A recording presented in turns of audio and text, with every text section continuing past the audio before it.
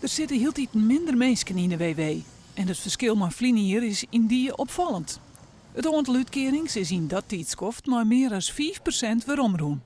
Want het gaat weer wat beter met onze economie.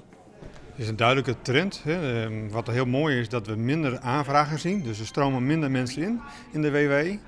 En daartegenover zelfs meer mensen die aan het werk komen. De mensen die het weer aan het werk rijden, gaan vooral naar uitstuurbureaus staan. En dan maakt het ook nog uit hokkerwerk je dwaan kennen. Nou, op dit moment zie je wel de sectoren die enorme klappen hebben gehad. Dat is bijvoorbeeld de bouw. Daar moesten veel mensen uit. Dat zie je nu de laatste weken enorm aantrekken. Met name in Friesland. We zitten in Friesland en Noord-Holland. En dan zie je gewoon vakkrachten, timmerlieden. Dat trekt aan. En wat je verder hebt, dat is natuurlijk ook deze provincie, de horeca en land- en tuinbouw. Veel seizoenswerk. En dat zie je ook aantrekken. De vraag is dan wel hoe oud dat je binnen. De meeste mensen met een uitkering binnen boven de 50.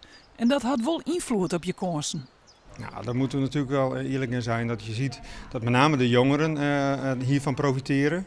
Daar stromen heel veel mensen van uit. Ook de schoolverlaters maken een grote kans dat ze een baan vinden in deze periode. Juist ook hier in Friesland.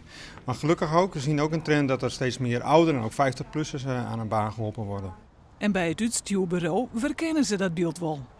Ja, ik zou bijna een politiek antwoord geven, maar kijk, seizoenswerk, dat is ook heel veel vakantiewerk. Daar zie je veel jongeren, daar is ook vraag naar, dat is wat goedkoper.